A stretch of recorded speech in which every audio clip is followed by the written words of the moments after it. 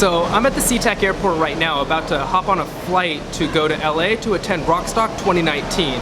The mission of Rockstock is to unite a group of health and fitness individuals who are dedicated to movement innovation. The theme this year is movement diversity, so I'm hoping to be exposed to a bunch of different movement patterns that will help either improve movement quality and also to decrease pain. So hopefully by bringing you guys along, you guys will learn something as well. So we better go hop on that flight.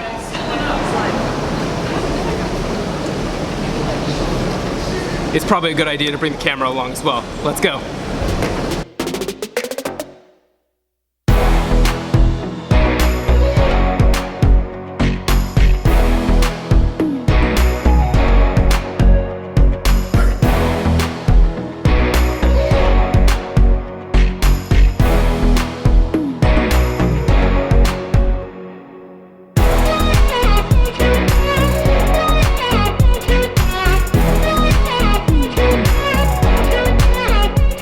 There were three main takeaways that I got from attending Rockstock. The first one was on movement shaming. In general, health and fitness professionals are a little bit too overly protective when it comes to movement.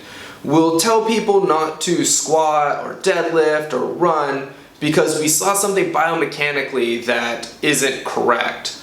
And that, for the patient, can create some sort of kinesiophobia, a fear of either running or squatting or deadlifting or whatever it is. We've all kind of heard it with running. Running is bad for your knees, squatting is also bad for your knees, deadlifting is bad for your back, and all of these things aren't true, but when we evaluate somebody and we tell them, oh, you can't, you're not moving correctly, then they're not going to want to do that because we're striking fear that they're going to get injured when they do this. And we need to be able to tolerate a little bit of variance because, for one, that might actually be their normal movement. Anatomical differences, whether it's looking at the hip and having an anteverted or retroverted hip, their feet can be rotated out a little bit more, they could be rotated in.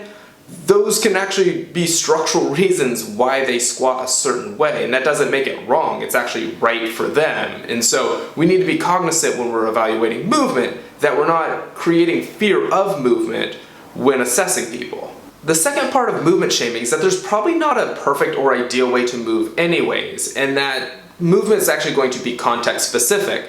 And so there's a pretty famous example of Stu McGill, who is a spinal biomechanics researcher, and he was giving a lecture at Stanford, and he was telling us a story about how he was teaching someone how to hip hinge for the deadlift. And so spinal stiffness, contract the core, bend through the hips, reach down, grab the bar, lift it up, it's a deadlift.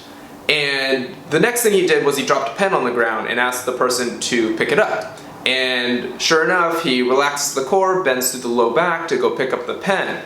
And so it just shows that while this person spent a lot of time learning how to hip hinge and to move through the hips and not through the low back, when he goes to a lower threshold movement, such as picking up a pen or just bending over to tie his shoes, he uses a different movement pattern, and that's okay. That movement pattern is not bad. It's just we can use different movements to achieve different things. The point is that we should teach people to tolerate a variety of different movement patterns. There might be more efficient movement patterns and less efficient movement patterns, but that doesn't necessarily mean that one is good and one is bad, and that is actually going to depend on the context of the movement.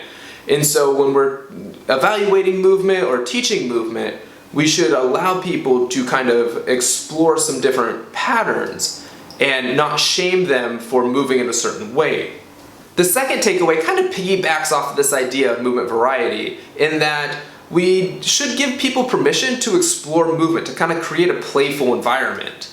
And so one of the examples was for warm-ups. If we're doing a warm-up, we don't have to just say treadmill for 10 minutes and then stretching, foam rolling, and all that kind of stuff. We can actually create a warm-up that will get people moving in kind of a fun and playful way and allow them to kind of experience a variety of different positions. One of the examples was for a warm-up, we can have people get up off the ground and change the conditions. So, for example, we could say that you have to keep your right hand on your right knee while you're getting up and down off the ground, or you could go right hand to left knee, hold that position the whole time, and then get up off the floor.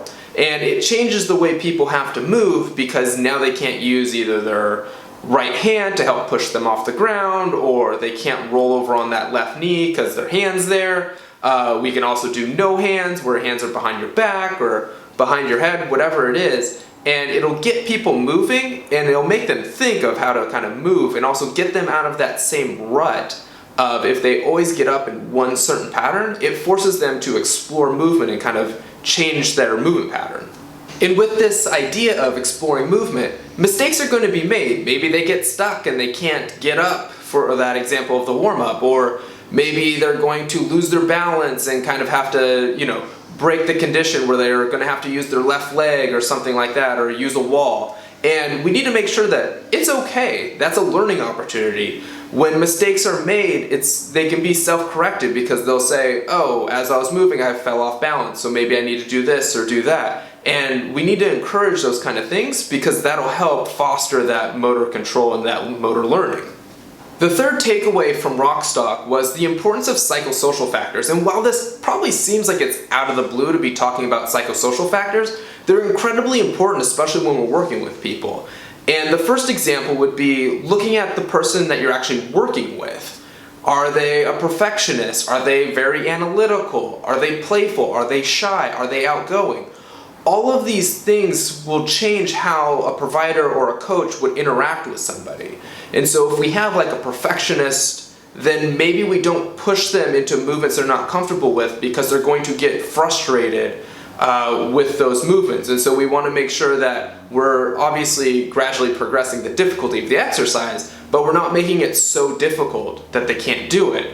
Or maybe we have someone who's very analytical, and that way we might go into a little bit more of the theories and mechanisms of why we're doing things and how things work, because that'll help them understand why they're doing something, which will help them actually do the exercise or do whatever needs to be done. Whereas if we have someone that's maybe shy or fearful or something like that, then maybe we're going to change how we're going to actually interact with them. We're going to be a little bit more calming, a little bit less high intensity, high energy, and build a safer environment so they feel comfortable with either sharing whatever is going on with them, or actually being able to feel comfortable with doing the exercise.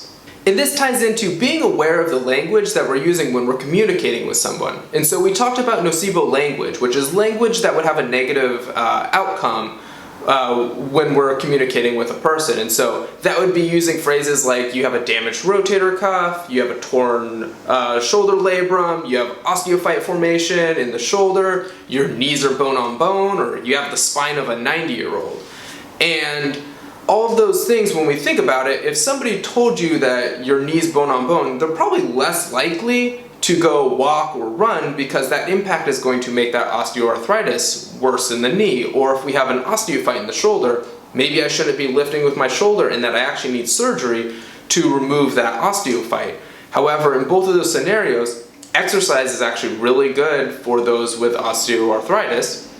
And then also for the osteophyte formation in the shoulder, that surgery is not actually better than sham, which is also not better than actual just regular exercise. And so we need to make sure that we're actually providing context to what is going on with the person. And I don't advise using these words of, bone on bone, or telling someone they have an old spine. But I think instead of focusing on the specific words that we're using, we actually just need to do a better job of providing context in explaining whatever is going on with the person. So those are my 3 main takeaways from attending Rockstock. If you attended, let me know in the comments below what your main takeaways were, and I'll see you guys in the next video.